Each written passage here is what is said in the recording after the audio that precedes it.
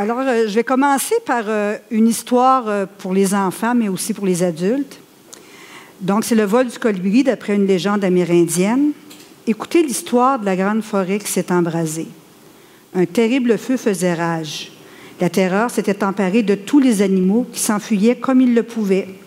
L'orignal, le lièvre, l'ours, l'écureuil, tous couraient et au-dessus d'eux, les oiseaux virevoltaient en panique.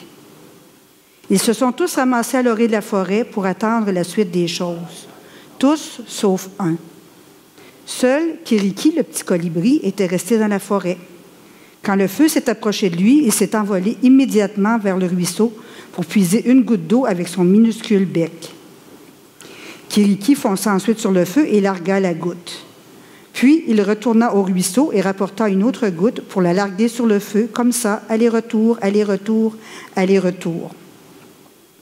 Les autres animaux regardaient ce tout petit oiseau combattre l'énorme feu de forêt et lui criaient « Arrête, arrête, c'est trop dangereux, tu vas périr. »« Qu'est-ce que je peux faire ?» braillait le lièvre, « c'est bien trop chaud. »« Il y a bien trop de boucanes, » hurlait le loup. « Mes ailes vont brûler, » ululait le hibou.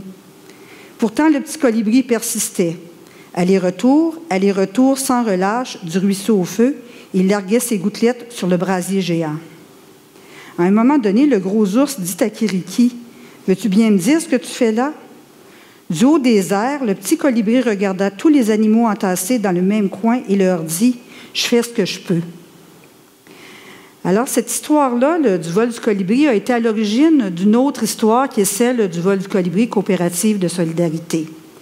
Mais plus loin que ça, pour moi, je dois commencer en fait presque à mon enfance, où depuis toujours, j'ai voulu être avec les enfants. J'étais moi-même la deuxième d'une famille de 7 enfants, donc j'avais à m'occuper des petits frères, petites sœurs, et j'aimais beaucoup ça. Un peu plus tard, j'ai travaillé dans des camps de vacances pour finalement commencer à travailler dans des garderies vers l'âge de 21 ans. L'amour des enfants, c'était mon principal moteur. Mais par la suite, et en fait pas très longtemps après, idéaliste comme je pouvais l'être à cet âge-là, je me suis dit que si on voulait vraiment changer le monde pour idéalement en faire un meilleur, il fallait commencer par les plus petits, par les petits-enfants, parce que c'est souvent, et c'est certainement à cet âge-là où le développement est le plus grand et où les enfants peuvent le plus se modeler. Et je croyais profondément qu'on pouvait rendre le monde meilleur à partir des petits-enfants et de l'éducation et du soutien qu'on leur donne. Par la suite, eh bien, j'ai travaillé avec les enfants, comme je vous disais, et j'ai aussi vécu. J'étais moi-même une mère, une grand-mère. J'ai aussi travaillé à divers niveaux pour partir des syndicats de garderie, entre autres, etc. Et j'ai donc côtoyé des adultes. Et par la suite, j'ai aussi travaillé auprès de parents, entre autres des parents qui étaient en difficulté. Et tout ça m'a amené à me dire, travailler au développement des enfants, c'est bien s'en occuper quand on est avec eux, peu importe qu'on soit le parent, qu'on soit l'éducatrice, qu'on soit l'enseignante ou l'enseignant. C'est bien s'occuper des enfants, mais c'est aussi bien soutenir leur famille, leurs parents. Les conditions pour moi de travailler au développement de l'enfant sont devenues claires. L'enfant est lui-même le premier moteur, mais tout de suite après, il faut que le parent soit soutenu. Et pour ça, ça prend une communauté autour des parents. Ils ne peuvent pas être laissés seuls dans cette mission-là, dans une société qui est de plus en plus individualiste. Alors, c'est devenu, en quelque sorte, mon brasier, les enfants et leurs parents, et créer une communauté autour d'eux, ou tenter de le faire avec les gens qui étaient autour de moi. Et à partir de là, je passe un peu d'années, et dans le temps, on arrive en 2009. On était quelques personnes de Rouyn-Noranda qui travaillaient dans ce secteur depuis plusieurs années, puis on avait le goût d'aller plus loin dans en fait, dans ce qu'on apportait à notre communauté. Et on connaissait très bien aussi les besoins. On savait qu'à Rouyn, en 2009, il devait manquer en service de garde à peu près 1000 places. Et on savait que ce n'était pas juste de ça que les familles avaient besoin, qu'il manquait aussi des services au niveau de la conciliation, famille et autres occupations, mais aussi que les parents pouvaient vivre un certain désarroi parce que souvent, les parents sont seuls avec leurs enfants, ont peu d'occasions de rencontrer d'autres enfants ou même juste de discuter de ce qu'ils vivent comme parents avec d'autres gens comme eux. Et puis, on se disait, bon, ce besoin-là est présent. Mais il fallait qu'on valide notre idée, puis on a fait des rencontres avec des parents, puis on s'est rendu compte qu'effectivement, c'était très réel. Et là, c'est une idée, je dois vous dire, moi, à cette époque-là, j'avais déjà quand même 55 ans, et on a eu une idée assez folle qui peut apparaître aujourd'hui comme ordinaire, mais on a décidé d'essayer de partir une garderie à une époque où il n'y avait pas de plan de développement du gouvernement. Donc, ce que ça veut dire, c'est pas de place subventionnée, mais aussi pas de subvention pour partir ça.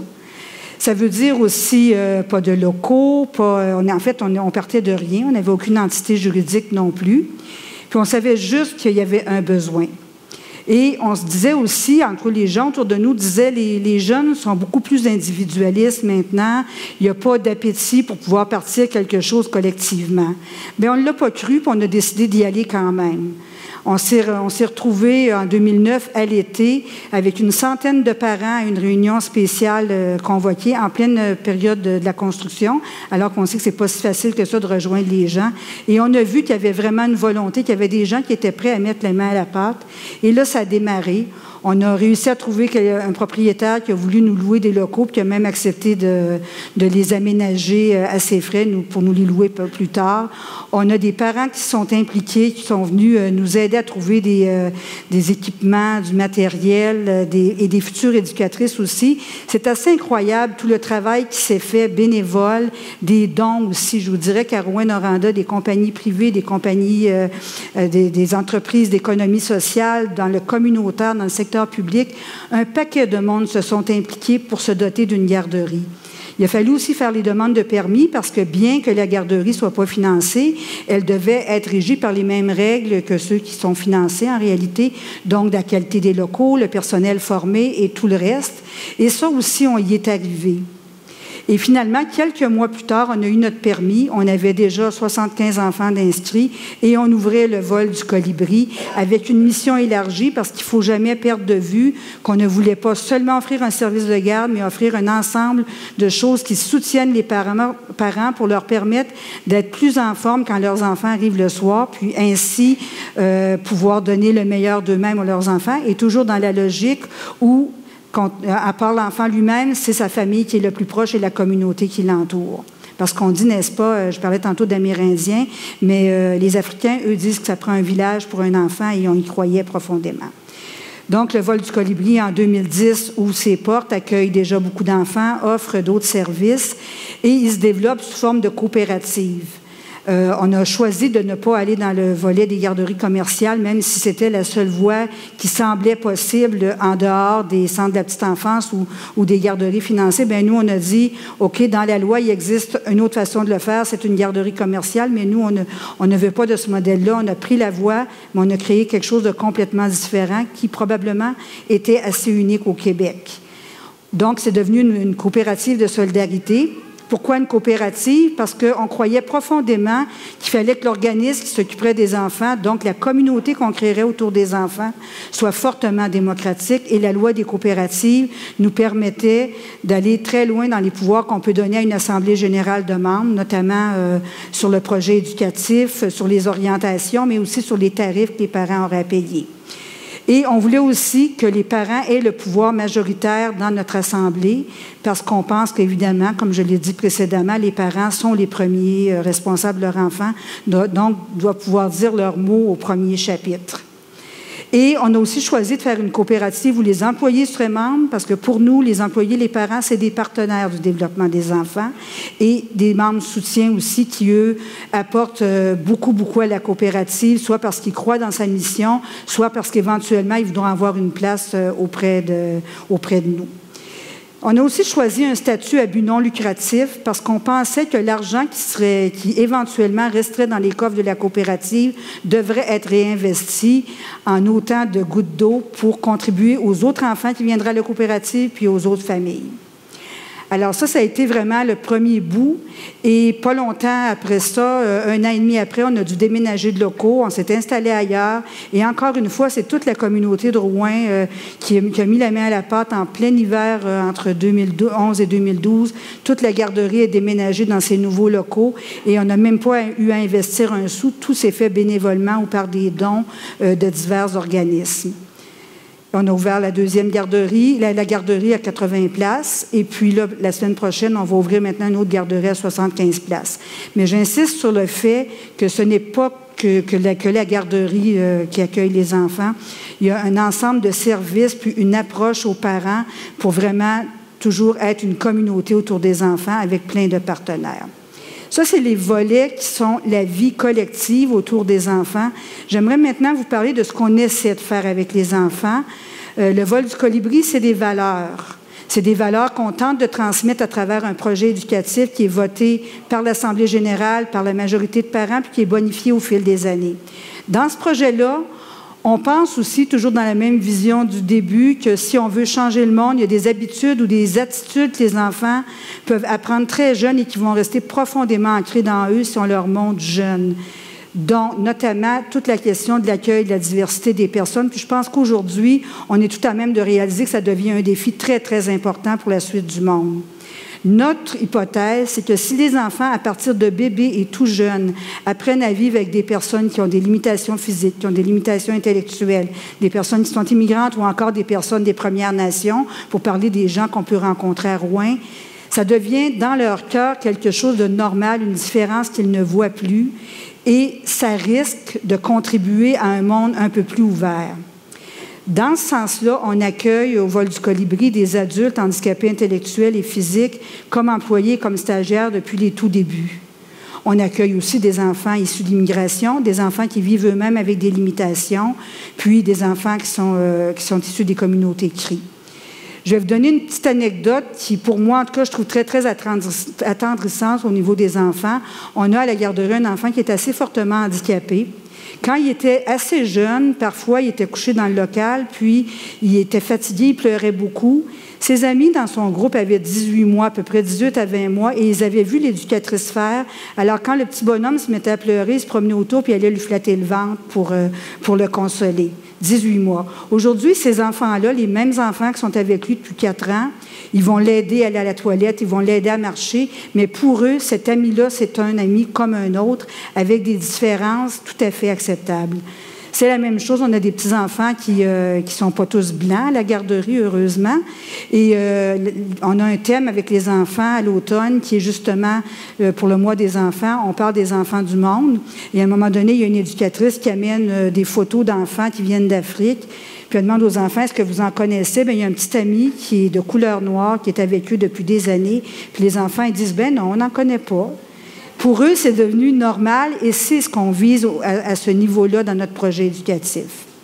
Un autre élément très important, puis très important aussi pour la suite du monde, c'est toute la question écologique. On essaie à la garderie de donner des habitudes aux enfants au niveau de l'écologie, donc apprendre à recycler, apprendre à composter, faire un jardin, le planter, puis éventuellement le récolter, parce que là, des fois, on oublie un petit peu à la chaleur d'aller chercher les légumes. Ça va être l'étape de l'année prochaine. Mais on apprend aux enfants, donc, à s'approprier la vie assez tôt. Autour de la garderie, on a la chance d'avoir plusieurs parcs et un petit boisé. Les enfants vont aussi dans le boisé, parce qu'une pédagogie écologique, c'est aussi une pédagogie de la nature, que ça devienne naturel pour les enfants d'être dans un milieu naturel, et on essaie vraiment de leur faire vivre. Et aussi, ça veut dire vivre dans leur collectivité. Donc, aller à des activités organisées à Rouen, entre autres en transport en commun. Apprendre à connaître sa ville, ça fait aussi partie de l'écologie. Et on essaie vraiment de rendre les enfants conscients de ça assez jeunes, toujours dans le but de l'intégrer. Aux dimensions de notre projet éducatif qui nous semble important, c'est de voir et d'aller dans des lieux qui sont artistiques, de les initier à la culture et aussi de développer leur créativité. C'est sûr qu'il y a tout ce qui est de l'imaginaire et tout ce qui est beau là-dedans, mais un peu plus que ça, on prétend que si on aide très jeunes les enfants à développer les petits chemins dans leur cerveau qui vont leur permettre à eux de pouvoir trouver des solutions dans le monde fort complexe dans lequel ils vont avoir à vivre, c'est aidant au niveau de leurs apprentissages. Et on a aussi, évidemment, j'en ai parlé beaucoup, de toute la question de la collaboration avec les parents, la place des parents, considérer le parent de l'enfant comme son expert et que nous, on travaille avec lui. C'est tous des éléments qui sont fort importants dans notre projet éducatif avec les enfants. Du moins, c'est ce qu'on tente de faire. Et je dois vous dire que le paquet de personnes qui sont au vol du colibri, qui sont devenues une collectivité, tente le changement à tous les jours et peu importe l'âge, même à mon âge à moi. Alors là-dessus, je vais terminer avec la fin du livre que je vous ai lu et qui est une grande inspiration pour le vol du colibri. Imaginons un instant que les animaux, quelques-uns d'entre eux, la majorité tous, fassent ce qui est en leur pouvoir. Il se peut qu'ils ne sachent jamais si leur action sera ou non victorieuse, mais leur contribution augmentera d'autant les chances que toutes ces gouttes d'eau réunies aient raison des flammes. Merci.